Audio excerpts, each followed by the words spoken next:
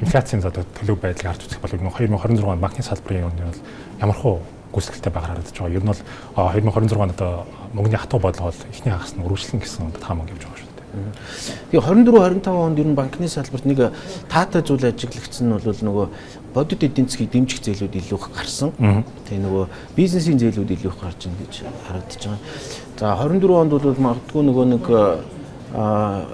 хошооны зээл энтер гэдэг нөгөө зарим хэсэг нь бол ингээд нөгөө тэрнтэй холбоотой байсан байж болох бол 25 онд бол одоо цэвэр яг бизнесүүд рүүгээ гарч байгаа зээлүүд гэсэн үг. Тэгэхээр тэр бол нэлээд өсөлттэй харагдчихлаа. Тэгэхээр нөгөө одоо цаашид явхад бол одоо Монгол банкны шинэ ерөнхийлөгч томилогдож ирээд хамгийн ихнийхээ мессежийг өглөө шүү дээ, тийм ээ. Сигнал өгж ийн гэсэн үг шүү дээ. За одоо хэрэглээний зээл дээр хэтэрхий өсөлттэй байна шүү.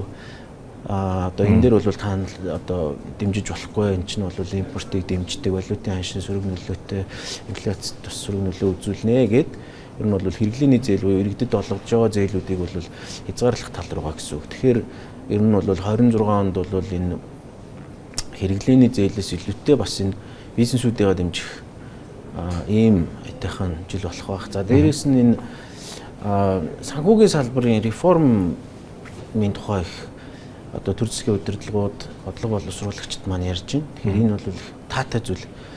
Ягаад тэгэхээр нөгөө Дэлхийн банкны тайлбар 24 оны эцэст гарсан. Тэрэн дээр бол энэ санхүүгийн салбарт энэ 2012-3 оноос хойш 15 жилийн турш ийм дөрвтэй реформын шин чанартай өөрчлөлтүүд гарсангүй гэж дүгнсэн байгаа байхгүй. Тэгэхээр одоо энэ манай бодлого боловсруулагчид, зохицуулагчид, засгийн газар тийм ээ, их хурлын дарга одоо ингээд ийм талаас ер нь бол ийм реформ хийя гэдэг ийм мессеж үү. Зээлийн хөв бууруулах хөтөлбөр батлая гэж ярьж байна. Тэр бол бас реформын шин чанартай зүйл юм тийм. За дэд бүтцийнхэн одоо хууль эрх зүйн орчны өөрчлөлтүүдийг хий гэж их хурлын дарга хэлж байна. За Монгол банк талаас болохоор дунд хугацааныхаа стратеги боловсруулж батлуулъя гэж байна.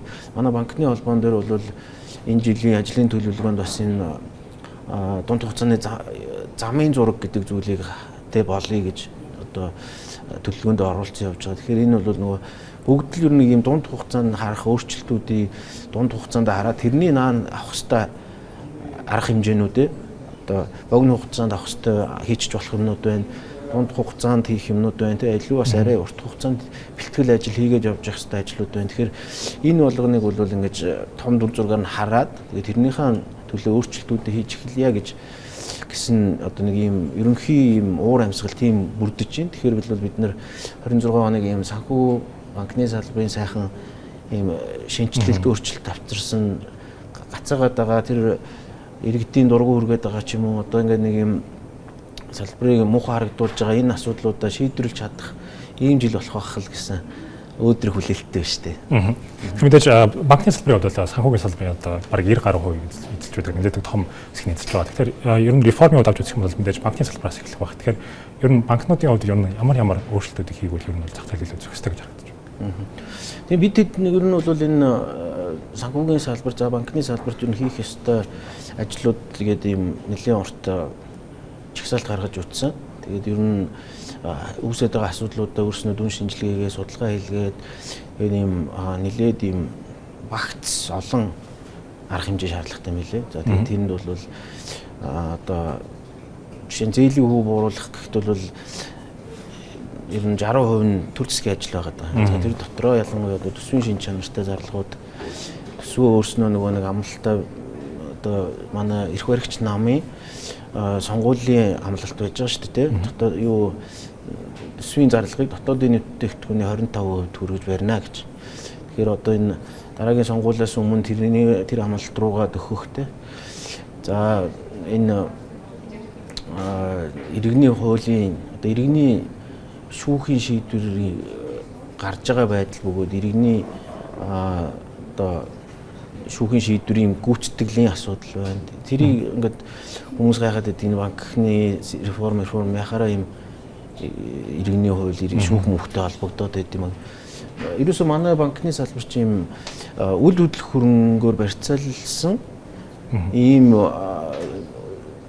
одоо зээлийг л өгдөг нэг тийм гаж болчиход байгаа байхгүй. Тэгэхээр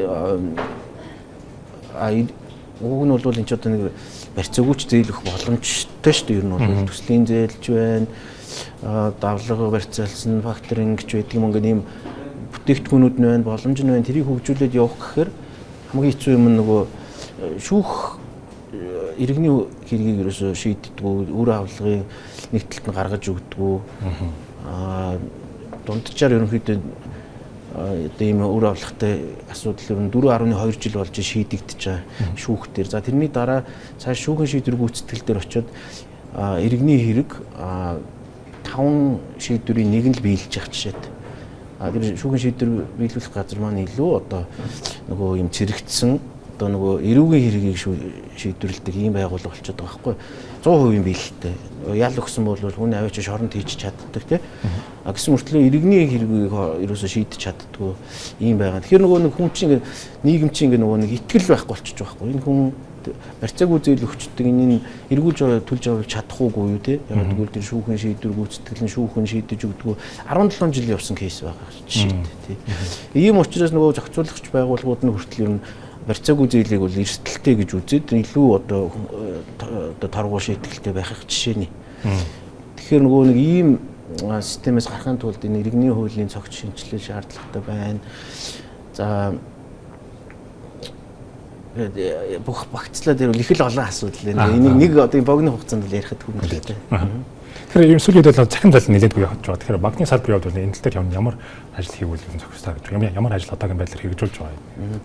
Энэ дээр бол ер нь нөгөө банкны салбар сайн дураараа ер нь энэ хэрэглэгчдийн харилцагчдын хамгаалах чиглэлээр энэ олон жилийн одоо мөнгө төгрөг гаргаад энэ хамгаалах чиглэлийн аянуудыг бол тогтмол зохион байгуулж байна. За одоо хамгийн сүүлийнх нь хэм бол энэ Монгол банк цагдаагийн ерөнхий газартай хамтраад энэ дансаб ашиглуул гэдэг аян явж байгаа. Юу явж байгаа. Тэгэхээр та бодвол одоо үзэгчд маань харсан л байлгүй нь хаасайгүй л одоо иргэдэд зөвлөмж өгсөн ийм тохиолдолд бити ингэж ашиглуулаарай.